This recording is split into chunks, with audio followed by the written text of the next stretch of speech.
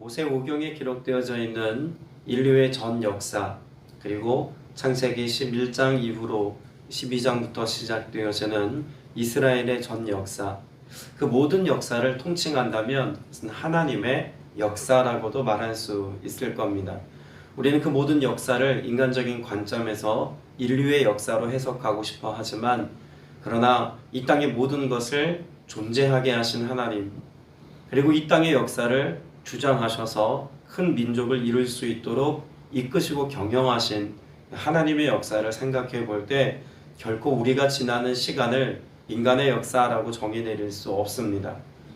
그런 하나님의 역사를 일목요연하게 설명해 주고 있고, 또 그런 하나님의 역사의 흐름을 따라 살아가는 그 백성된 자들의 삶의 내용이 어떠해야 되는지를 잘 가르쳐 주고 있는 책이 신명기입니다. 그래서 이스라엘의 역사를 이야기할 때 반드시 그 역사를 해석하고 이해하는 관점을 가져야 한다라고 말할 때 신명기적 사관을 가져야 한다라고도 말합니다. 신명기가 가지고 있는 역사관, 그것이 성경을 이해하고 또 나아가서는 이스라엘의 역사와 이 땅의 역사를 이해하는 가장 중요한 키워드가 된다는 이야기입니다. 그러면 신명기적 사관에서 그 무엇보다도 중요하게 전제가 되는 것이 있다면 무엇일까요? 다름 아닌 역사의 주관자가 하나님이시다라고 하는 사실입니다. 오늘 우리가 읽은 말씀에 보면 여호와께서라고 하는 말씀이 계속 등장합니다. 오늘 신명기 2장 말씀에 보면 말씀으로 하나님께서 말씀하시기 이전부터 방향을 돌려 세우시는 하나님, 말씀하시는 하나님, 명령하시는 하나님, 복을 주시는 하나님, 모두가 다 여호와께서라고 하는 명사로부터 출발하고 있다는 거죠. 주어입니다. 그러면 신명기적 사관의 주어가 하나님이시다라고 하는 것을 밝히 말씀하고 있는 것은 단지 이스라엘의 역사만 그렇다는 것이 아닙니다. 그런 성경의 흐름을 따라 하나님이 이 땅의 역사를 이끌어 가시는 방식을 따라 살아가는 나의 삶도, 내 인생의 역사의 주인공도 내가 아니라 누가 주인공이라는 것입니까? 하나님이 우리 인생의 주인공이다라고 하는 사실을 인지하고 살아가는 것이 성경적인 삶의 원리의 시작이라는 것입니다. 하나님께서 여러분의 삶을 경영하심을 믿을 때 우리의 삶에는 무엇이 있습니까? 사실 거기에 평안이 있습니다. 내가 무엇을 해야 한다는 부담감으로부터, 내가 차지하고 내가 이루고 내가 쌓아 올려야 된다는 사실로부터 우리는 두려워하고 혹은 염려하고 걱정하고 마음의 떨림을 가지고 살아가는 것입니다. 그러나 모든 인류의 역사가 그런 것처럼, 한 민족의 역사가 그러하고 한 개인의 역사가 그러한 것처럼 하나님이 역사의 주인공 되신다는 사실을 우리가 신뢰한다면, 여러분, 그것에 대하여 우리가 순종할 역할이 있습니다만 거기에 대한 책임을 누가 져주신다는 걸까요? 하나님이 결국 책임져 주신다는 사실로부터 평안할 수 있다는 이야기입니다. 하나님께서 우리의 삶 가운데 그렇게 역사의 주관자가 되실 때 하나님에 대한 우리의 태도는 무엇이어야 할까요? 순종이고 또 따름이어야 합니다. 애초에 하나님께서 지금 신명기적 사관을 쭉 설명해 가시는 2장의 내용을 통해서 말씀하시는 그 말씀이 어떤 형태로 주어졌다고 말씀하냐면 4절 말씀에 보면 너는 또 백성에게 명령하여 이르기를 이라고 말합니다. 명령입니다. 이것은 우리가 선택해도 되고 또 하지 않아도 괜찮은 그런 형태의 말씀이 아니라 하나님이 역사에서 이스라엘 백성들에게 행하시고자 하시는 그 모든 일들을 말씀하신 이 모든 것은 명령이니 우리는 무엇 해야 한다는 걸까요? 순종하고 따라야 한다는 이야기입니다. 하나님이 주권자이신데 내가 따르지 않는다라고 하는 것, 여러분, 이것은 생명으로부터 철저히 벗어난 삶을 스스로 선택하는 것과 같습니다. 길이 있는데 그 길로 나아가는 것이 우리가 복된 삶을 살아가는 원리 아니겠습니까? 그런데 길을 내버려 두고 길 위의 길로 나아간다면 애초에 그것부터 복으로부터 멀어지는 삶인 겁니다. 하나님은 지금 이스라엘 백성들을 이끌고 경영해 가셔서 그들의 민족의 역사, 한 사람 한 사람 개인의 역사를 경영해 가시는 이유가 무엇 때문이라고 성경은 말씀하나요? 그들을 복되게 하시기 위함입니다.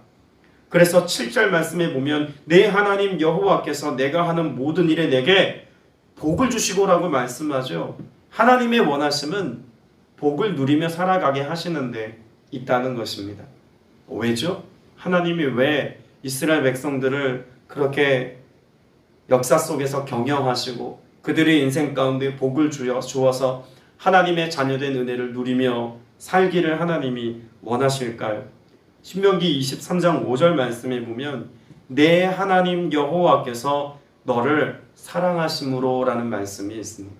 그래서 그 모든 역사 속에서 우리가 이미 민수기 말씀에서 보았던 것처럼 발락과 발람이 서로 합작하여서 이스라엘을 저주하려고 했을 때 하나님께서 그 저주를 축복으로 바꾸신 사건을 우리가 이미 보지 않았습니까? 왜 하나님이 그렇게 하셨다고요? 하나님께서 그들을 사랑하셨기 때문이라는 것입니다. 하나님이 역사의 주권자 되셔서 그 주권을 가지고 우리의 삶을 이끌어 가시는 이유, 여러분 그것 다른 데 있지 않다는 것입니다. 우리를 사랑하시는 하나님의 성품에서부터 비롯되어진 은혜의 역사라는 것이죠. 애초에 하나님께서는 이와 같이 하나님의 명령에 대하여 하나님이 역사의 주권자로 우리의 삶을 견인하실 때 그 말씀에 반응하고 순종하여 살아가는 삶을 아브라함에게서부터 이미 본으로 보여주셨다고 성경은 가르쳐줍니다. 우리가 잘 알고 있는 히브리서 11장은 믿음장입니다. 그 믿음장의 시작을 알리는 내용이 아브라함에 관한 말씀이죠. 히브리서 11장 8절부터 10절까지 말씀을 제가 읽어드리겠습니다.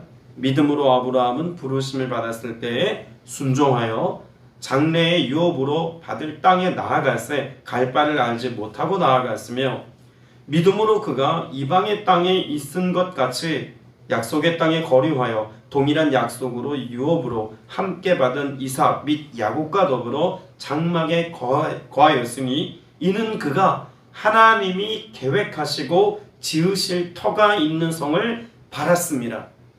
여러분 10절 말씀은 다시 읽어드립니다. 이는 그가 하나님이 계획하시고 지으실 터가 있는 성을 바랐습니다. 무슨 뜻일까요? 쉬운 성경으로 읽으면 이렇습니다. 그는 하나님께서 설계자가 되시고 건축자가 되셔서 튼튼한 기초 위에 세워주실 도시를 바라며 살았던 것입니다. 하나님이 아브라함을 그의 본토 친척 아비집에서 이끌어내었을 때 무엇을 바라보고 나아갔을까요? 하나님이 세우실 성읍을 바라보고 나아간 것입니다.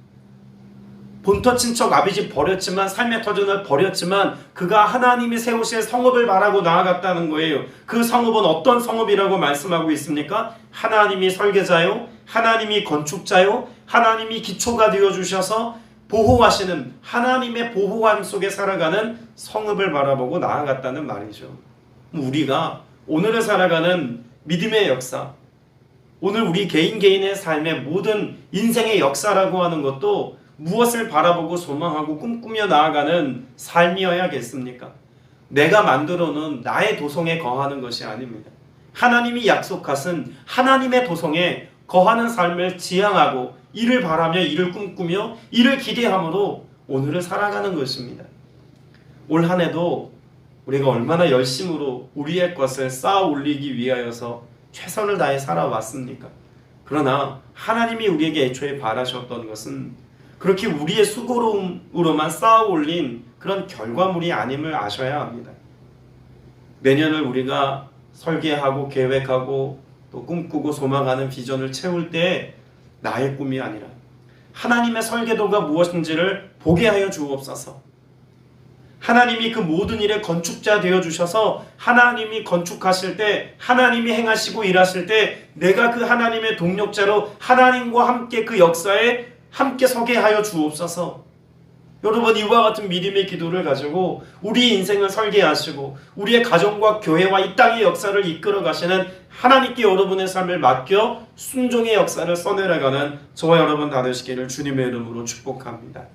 여러분 그렇게 순종하는 자들에게 어떤 은혜가 있다고 신명기는 말씀하고 있을까요? 신명기는 총 24번에 걸쳐서 땅을 차지하리라 라고 하는 말씀을 기록하고 있습니다. 결국 하나님께서 땅을 차지하게 하시겠다는 것은 창세기에서부터 말씀하셨던 하나님의 말씀이, 하나님의 언약이 성취되게 하시겠다는 것 아닙니까? 그러면 하나님께서는 지금 이스라엘 백성들에게 설계자 되시고 건축자 되시고 살게 하시는 그 하나님의 은혜를 따라 순종할 때에야 비로소 하나님의 뜻이 우리의 삶에 이루어지기까지 그 은혜를 경험하고 누릴 수 있다고 또한 설명하는 것이기도 합니다. 여러분, 하나님은 애초에 복을 주셔서 우리에게 약속하신 것들을 차지하듯 그렇게 누리며 살아가는 것을 하나님은 기뻐하십니다. 그게 하나님의 계획이에요. 그런데 우리의 삶 가운데 하나님의 계획을 따라 살지 못하는 이유가 있다면 무엇일까요? 결국 불순종의 삶의 역사 아닙니까? 창세기가 그렇습니다. 애초에 하나님이 에덴을 창설하시고 그 땅의 모든 것을 다 누리며 살도록 하나님이 허락하셨죠. 그런데 하나님께서 딱 하나 금하신 것이 선악과입니다. 여러분, 많은 신학적인 이해와 설명이 가능하겠습니다만 선악과를 에덴 동산의 그 중앙에 두신 이유는요, 하나님과 인간의 경계를 분명하게 하신 하나님의 이유가 있습니다. 창조주 되신 하나님과 피조물된 인간 사이에 하나님이 그것을 명령하시고 하나님이 제안하시고 하나님의 뜻을 밝히셔서 피조물된 우리 인간이 창조주 하나님 앞에 순종하고 또한 하나님의 뜻을 따르며 살아가는 것이 우리가 이 땅에 존재하는 방식인 것을 하나님이 알려주신 거죠. 우리는 순종하지 아니하므로 하나님이 우리에게 원래 말씀하셨던 창조의 원리를 깨뜨리고 생명을 누리는 삶의 원리를 깨뜨림으로 어려움과 난방과 저주와 심판 속에 놓이게 되었다고 성경은 가르쳐 줍니다. 성경에서 믿음의 삶을 가장 잘 살아내었던 한 사람을 꼽으라고 하면 역시 다윗을 우리는 생각해 볼 수 있겠죠. 시편에 보면 다윗이 자신의 삶의 기쁨, 즐거움, 나는 이런 일이 즐겁습니다 라고 고백한 구절이 있습니다. 시편 40편 8절 말씀에 보면 나의 하나님이여 내가 주의 뜻 행하기를 즐기오니 주의 법이 나의 심중에 있나이다 하였나이다. 다윗에게 즐거움, 기쁨 뭐라고 말하고 있는 걸까요? 하나님이 애초에 주셨던 그 모든 말씀들을 내가 지키고 내가 실행으로 옮겨서 삶으로 살아내는 것 너무 기쁘다는 겁니다. 왜 기뻤을까요? 내가 그렇게 하나님께 순종하였더니 땅을 차지하게 하시겠다고 약속하신 신명기의 역사적 사실처럼 다윗은 땅을 차지하였고 하나님께서 원하시는 승리의 역사를 써내려갔고 그 어떤 지도자가 이스라엘을 다스리고 이끌 때보다 태평성대를 누리었다는 것을 역사가 증명해 줍니다. 다윗이 무엇하였기 때문이라고요? 하나님의 뜻 준행하는 삶 사는 것을 기쁨으로 여겼기에 신명기에서 약속한 것과 같은 하나님의 복이 그의 삶에 임하였더라는 것이죠. 그것이 어제 나누었던 1장의 말씀과도 연결되어집니다. 주의 법이 나의 심중에 있나이다. 다시 말해서 하나님의 뜻 즐겨하기를 기뻐하는 신명기 2장의 역사는 주의 법이 심중에 있나이다 라고 말하는 것과 같이 하나님의 말씀이 내 안에 있을 때 비로소 그 말씀에 대한 순종의 삶을 결단하고 삶으로 살아낸다는 이야기입니다. 그러니까 시편 40편 8절은 신명기 1장과 2장의 내용을 고스란히 보여주고 있는 짧은 설명문과 같다고 볼 수 있는 것입니다. 하나님이 우리의 삶 가운데 이 놀라운 은혜들을 약속하셨지만 우리가 순종하는 삶을 선택하기는 그리 쉬운 일은 아닙니다. 왜일까요? 오늘 말씀해 보면 4절 5절 말씀에 이렇게 말씀합니다. 하나님께서 에덴 동편을 지나올 때 에덴 동편의 저 북단에 있는 가장 마지막 지역인 세일 땅에 거류하는 시간이 오래되었다라고 말씀하시면서 이렇게 말씀하시죠. 그들이 너희를 두려워하리니 너희는 스스로 깊이 삼가고 5절의 시작은 이렇게 말하죠. 그들과 다투지 말라. 그들과 다투지 말라. 그들의 땅은 한 발자국도 너희에게 주지 아니하리니 이는 내가 세일산을 에서에게 기업으로 주었습니다. 하나님이 지금 세일 지역을 지나는 그 땅에서 다투지 말라고 말씀합니다. 가장 쉬운 방법은 무엇이었을까요? 에덴 동편을 지나오는 지금의 역사에 이르기까지 전 역사는요, 에덴 동편을 차지한 역사는요, 전적인 하나님과 함께함으로 승리하는 역사였습니다. 그러니까 이스라엘 백성들이 전쟁을 잘해서가 아니라 하나님이 무엇하셨기에, 말씀에 보면 허락하셨기에입니다.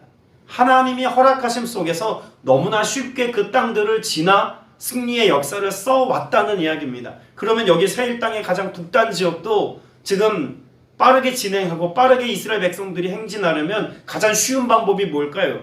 그냥 싸워서 이기면 됩니다. 그게 동족이든 그게 에서의 후예든 롯의 후예든 누구든 상관하지 아니하고 그저 싸워서 이기게 하시는 하나님의 승리를 계속 맛보며 나아가면 사실 그게 가장 쉬운 일이죠. 근데 하나님의 명령은 무엇입니까? 온 땅의 주인이신 하나님께서 말씀하신 겁니다. 그 땅에 한 발자국도 너희는 얻지 못할 것이다. 왜냐고요? 그 땅은 이미 하나님께서 에서의 후예들에게 기업으로 주신 땅이기 때문에 그렇습니다. 롯의 땅도 마찬가지죠. 아브라함의 조카 롯에게 허락하신 그 모압 지역의 땅도 하나님이 이스라엘 백성들에게 싸우지 말라고 말씀하십니다. 자, 그러면 하나님이 하나님의 역사를 이루어 가실 때 우리에게 주시는 명령은 언제나 하나님 편에서 손쉽게 이루실 수 있는, 그래서 내가 손쉽게 누릴 수 있는 은혜만 우리에게 복으로 주시는 것이 아니라는 것을 알아야겠죠. 때로는 우리가 믿음의 삶을 살아가는 것이 상식적으로 생각해 볼 때 쉬운 것보다 훨씬 더 어려운 것을 선택하는 것이어야 할 때도 있습니다. 그러면 이스라엘 백성들이 지금 이들과 다투지 아니하면 무엇해야 합니까? 잘 타협해야 합니다. 논리적으로 설명도 해야 합니다. 어쩌면 설득도 해야 합니다. 아니, 그들이 들어주지 않는다면 그 땅을 통과하는 것 자체가 불가할 수도 있습니다. 먼 길을 돌아가는 수고로움을 기꺼이 선택해야 합니다. 그저 싸워서 이기면 쉽게 지나갈 땅을 왜 그렇게 돌아가라고 말씀하실까요? 근데 그것이 하나님의 뜻이기 때문에 그렇습니다. 그 뜻에 순종하는 것은 결국 쉬운 것이 아니라 어려운 것을 선택하는 삶의 모양새더라는 것이죠. 우리에게도 하나님께서 하나님의 복을 말씀하시고 땅을 차지하는 하나님의 은혜에 대하여 말씀하시면서 쉬운 방법을 가르쳐 주시는 것만이 아닌 겁니다. 어려운 길을 선택하라고, 돌아가라고, 오랜 시간이 걸려도 먼 길을 지나야 해도 때로는 내가 손해보는 것처럼 느껴져도 기꺼이 그 어려운 것을 선택할 수 있는 용기 있는 삶을 우리에게 말씀해 주고 있는 것이죠. 그 이유가 있습니다. 7절은 다시 한번 읽어보겠습니다. 7절입니다. 시작. 내 하나님 여호와께서 내가 하는 모든 일에 내게 복을 주시고 내가 이 큰 광야에 두루 다님을 알고 내 하나님 여호와께서 이 40년 동안 너와 함께 하셨으므로 내게 부족함이 없었느니라.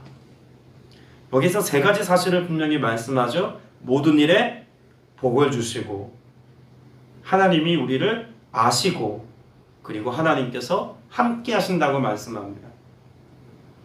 이 세 가지 원리가 지금 신명기의 역사를 이끌고 가고 있는 가장 중요한 원칙이라고도 볼 수 있습니다. 하나님이 우리에게 복을 주시지 않으면 우리는 그 어떤 것도 차지할 수 없는 인생입니다. 그런데 하나님께서 우리를 뭐 하신다고요? 아신다고요. 하나님이 아시기에 가장 합당한 것들로 하나님이 채워주신다고 말씀합니다. 애초에 4절 후반부에 너희는 스스로 깊이 삼가고라고 하는 이 말씀은 무엇하라는 걸까요? 하나님이 승리하게 하시고 하나님이 차지하게 하시고 하나님이 좋은 것을 다 주시더라도 차지하지 못할 무언가를 하나님이 여지로 남겨놓으신 것은 우리로 겸손하라고, 스스로 높아지지 말라고, 자고하지 말라고, 그렇게 하나님 앞에 겸비하는 삶을 살라고 말씀하신 겁니다. 이런 명령을 주신 것도 하나님께서 무엇하시기 때문에 이런 명령을 함께 주신 걸까요? 우리를 아시기 때문입니다. 하나님이 복을 주시려면 다 그냥 주시면 되는데 왜 제한하시고 왜 절제하라고 말씀하시고 왜 안 된다고 말씀하시냐면 아시기 때문이라는 겁니다. 그 아시는 하나님께서 결국 하나님 편에서 우리에게 주시는 그 모든 것들이 부족함이 없는 것임을 하나님이 결국 알게 하십니다. 여러분, 올 한 해도 하나님의 은혜 가운데 풍성한 은혜 누림으로 살아오신 줄로 믿습니다. 하나님이 여러분을 아셨기 때문입니다. 그 아시는 하나님은 2023년을 준비하고 새로운 한 해를 맞이하는 여러분을 여전히 아십니다.